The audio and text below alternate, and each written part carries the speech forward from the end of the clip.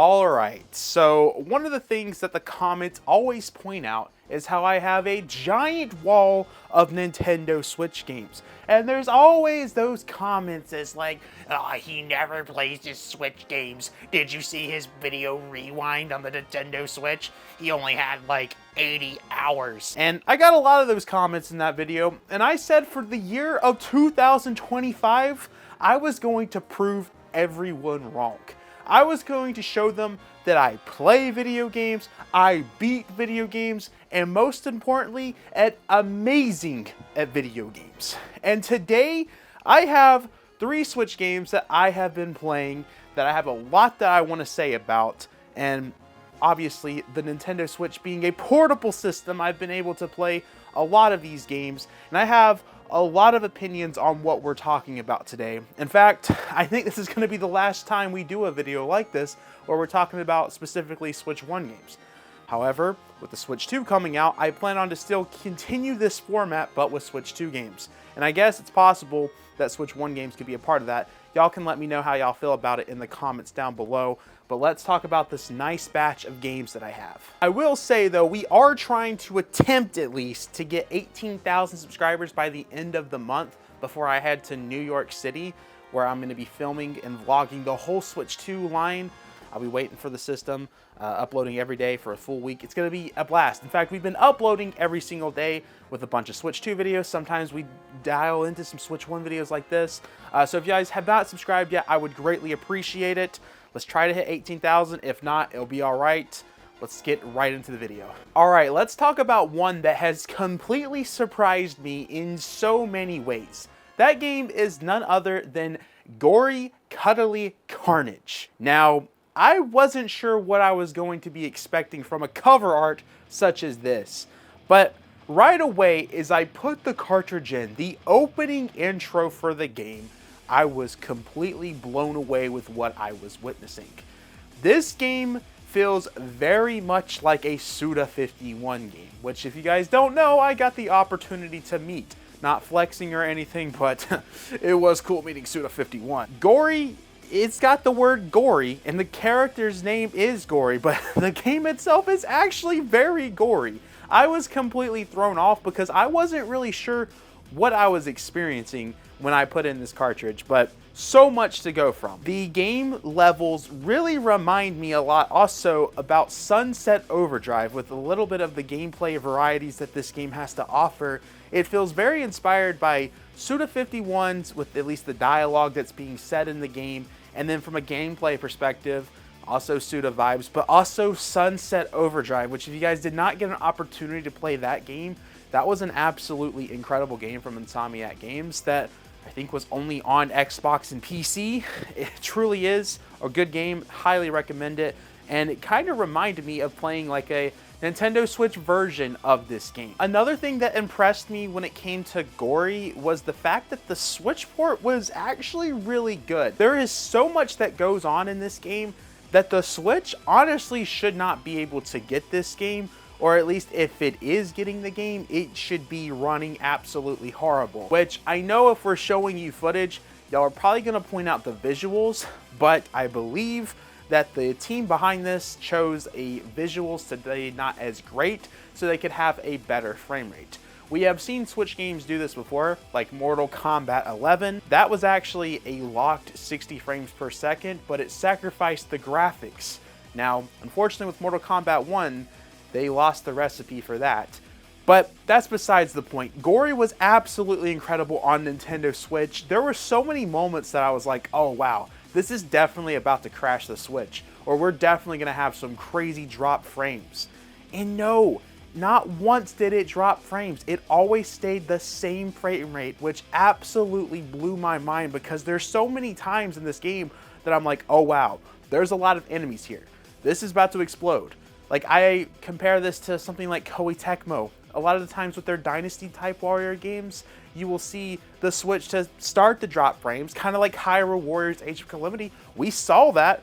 This didn't happen here. In fact, the Lollipop Chainsaw remake that just came out, remaster, remake, I don't even know what it is. I don't think the company knew what it was when they released it, but that had crazy drop frame rates, and honestly, didn't have anywhere near as many enemies as that this game had. This game had so many enemies at once with the screen.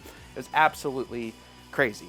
The combos that you can do in this game also is absolutely crazy. One of my favorite things is riding the hoverboard in this game, because once again, you can do a lot of things with this hoverboard, like riding a rail, for example, which is why I compare this to Sunset Overdrive, because once again, the gameplay, the dialogue, all of it just feels like Suda51 trying to make Sunset Overdrive, but also with a cat, and it's just an obscure game, something that I highly recommend, but I will tell you, don't get thrown off by it being a cat. It is a very rated M game. I mean, it has Gory in the title. I mean, they don't say the word Gory, they have it typed different because the character's name is Gory. One of the very first games that I bought as a kid was this YuGiOh game right here for Game Boy Advance. And guess what? This game is on this collection. And I put hours and hours and hours into this game. I made the ultimate deck in this game, and to be able to replay this game on modern day consoles has been absolutely phenomenal. And especially being able to play some of the other YuGiOh games that I never got to experience as a kid. It even has games that didn't come over here to America, which I gave a chance to play, but I'm gonna be honest with you guys, and I feel like what I'm about to say is going to be a very hot take, but the Game Boy and the Game Boy Color games that are in this collection, I really don't feel aged properly. In fact, I think it aged really, really poorly. It was very hard to tell what cards I had when I played those games, from the sprites, the details, the controls of it. It was all very, very sloppy, and I wasn't a fan of playing the Game Boy or the Game Boy Color games. However, when we got to the GBA games, those aged perfectly and looked like they were the perfect things to have on Nintendo Switch. It was just like I was playing something from today, honestly, with how well it transitioned, and from the gameplay features, everything looked right with these GBA games. The only thing I would say about this collection is it's $50, and it's because it comes with so many things. I believe there's over 17 games on here, if you count all the different variations of these games, especially with the other versions that didn't come out here in America. So because of that, they priced it at $50. And I do think $50 is a fair price tag with what you're getting. However, I feel like a good half of what's in this collection does not do well on the Switch, or just in general in today's gaming. I don't feel like a lot of those games worked really well on Game Boy or Game Boy Color, and they didn't really do many updates other than having it be playable on consoles. I feel like this game is not worth the $50, even though the GBA games are absolutely incredible. So I would say probably stay away from this game until you see it for about $25 to $30, which honestly, I don't think we're going to see this game go on sale, because from my understanding, it's selling very well, and it only came out physically for Nintendo Switch. But maybe towards the holiday season this year, you might see this go on sale. If you get the opportunity to play it, just go straight into the GBA games. I don't feel like the Game Boy or the Game Boy Color games worked well, and I think it's just the concept of YuGiOh, and that's why it just didn't really work well with the games when it comes to Game Boy and the Game Boy Color. However, I feel like what I'm telling y'all is going to be a very hot take. I just really did not enjoy those games, but when I jumped straight into the GBA stuff, it was perfect. I heavily recommend this game if you can find it for $30. When it comes to the $50 price tag, I think it all depends of how much of a fan you are of this series. Oh man, this is the one that everyone has been asking me for, and I'm going to be straightforward with y'all. I am still playing through this, but I get so many questions about my thoughts on this, and I expect that it's going to take me a few months to beat this game as we get closer to the Nintendo Switch 2. I'm still trying to beat it before the Switch 2. I just don't think that's going to happen, but who knows? Anything can happen. But that game is none other than Xenoblade Chronicles X Definitive Edition. Oh man, where do I even start with this game? I'll be completely honest. This part is probably going to be also a hot take, but stay for the rest of what I'm about to say. I have a lot of good to say, But I'm gonna start off with a bad thing. I feel that this is definitely the weakest story a Xenoblade game has ever had. Now, I want to emphasize that I'm a little over halfway done with the game. So I don't know if anything crazy is going to happen with the story. However, with the amount of hours that I've already put into this game, I should not have to put over 20 hours into something for the story to be absolutely incredible. And I feel like that's what a lot of Xenoblade 2 fans are like. They're like, oh, once you get through the first 20 hours, incredible game. Xenoblade Chronicles X is a very, very weak story. But I feel like Monolith actually focused more on the gameplay, the side missions, the world, the enemies, all of that more than the story itself, because this game has the most gameplay options that I've seen from a Xenoblade game. In fact, I think Monolith actually wanted to do way more with Xenoblade Chronicles X, but this game, if you guys did not know, it came on the Wii U, but it was actually announced in the first day, I think, or first month of 2012. And then we didn't see Xenoblade Chronicles X come out till 3 years later.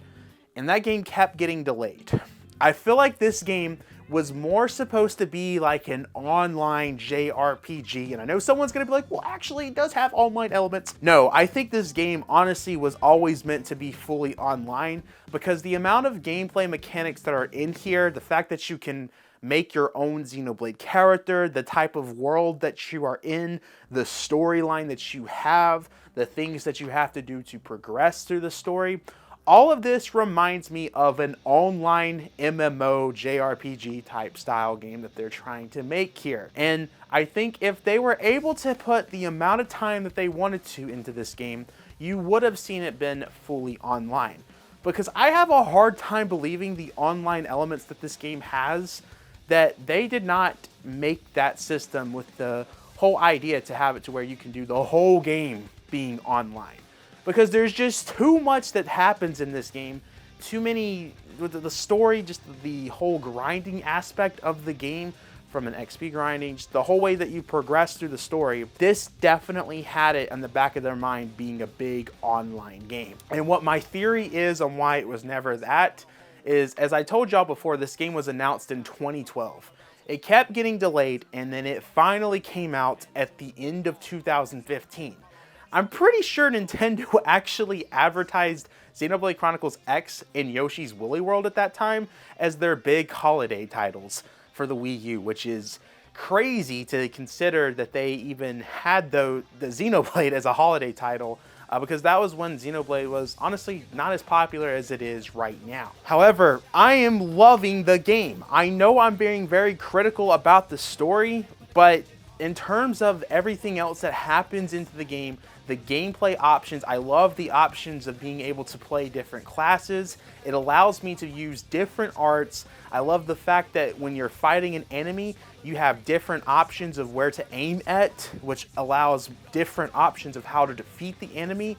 I feel like this game has offered so much variety from a gameplay perspective in Xenoblade that it's just not enough that you've seen before. I think this is the coolest battle system Xenoblade has had, due to the implements of classes, all these different arts that you're getting from these classes to build like the perfect setup. I absolutely love what is going on with this game. However, again, there's another issue here that seems to be happening with the Switch, and I'm wondering if this is going to be fixed with the Switch 2, because we know that something Switch 2 more than likely exists with Xenoblade X. The motion blur on Xenoblade Chronicles X is a very big problem and very noticeable at times. I don't know why this is a thing, and I don't know why there's not a setting to fix this, but it's very noticeable and very annoying. I kind of wonder if they're saving something like this for the Nintendo Switch 2, because we have found through the code that a 60 frames per second mode exists within this game. But for some reason, you can't play it, and it's probably because a Switch 2 free update is happening with Xenoblade Chronicles X. I'm looking forward to progressing through the story, especially as we get to the extra content that's added into this game, because from what I'm hearing, the extra content is impossible to beat. So I'm curious to see if what people are saying online is true. Apparently the only way to beat the brand new content in the game is to basically cheese the system, which kind of crazy. I'm definitely interested. But overall, this is a game that I highly recommend that you guys pick up. If you're looking for that epic story experience that a lot of the times these Xenoblade games have to offer, as of right now, this is not an epic story. But like I said, that's another reason why I feel like that this game was supposed to have more online features. It's just they didn't get enough time to develop it because this was a game that Nintendo really needed to come out, and they were probably done with having to get it delayed so many times. And I really feel like that's why the story is weaker, because it's just so much elements into this game that makes it feel like it was supposed to have way more online features. I will never forget when Xenoblade Chronicles 2 was revealed. No one actually believed that it was going to come out the same year that it was revealed, which they said it was, but no one believed it because of the amount of delays that we saw with Xenoblade X. So the fact that we saw Xenoblade 2 come out that year was actually insane. If you guys remember that, that was a timeline right there, because I remember all of us being like, yeah, that's gonna get next year, watch. Guys, those are the Switch games that I have been playing. If you guys have picked those up, let me know what you guys think of them. What games have y'all been playing? And do you want to see this series continue? I mean, there's not an official name for this series, but maybe we'll name a series. No, I don't think we'll name it. I think it's cool that it's not named as a series. But we definitely are going to probably continue it with the Switch 2. What we might do, though, is there might be like 2 Switch 2 games and then 1 Switch 1 game, because the Switch 1's still going to get supported heavily as we jump into the Switch 2. And a lot of physical editions may only come out for Switch 1, so I think it's just going to be a mess. It's going to be something similar like PlayStation 4, PlayStation 5, how those systems are still supported. But definitely let me know what you guys have been playing in the comments down below. And what are your thoughts on what I said? I feel like probably a lot of Xenoblade fans are not going to like what I said about the story of this game, but it's how I feel. And, you know, I feel like I can say these things, but you guys can let me know in the comments down below how you feel about it. Guys, I have been talking for way too much. Make sure to backslash that subscribe button, like the video, check out the Twitter, check out the Instagram, check out the Discord server, P.O. Box, Monado Marine membership, $5 a month. Helps out the channel tremendously. And I will see you guys in the next video. Peace.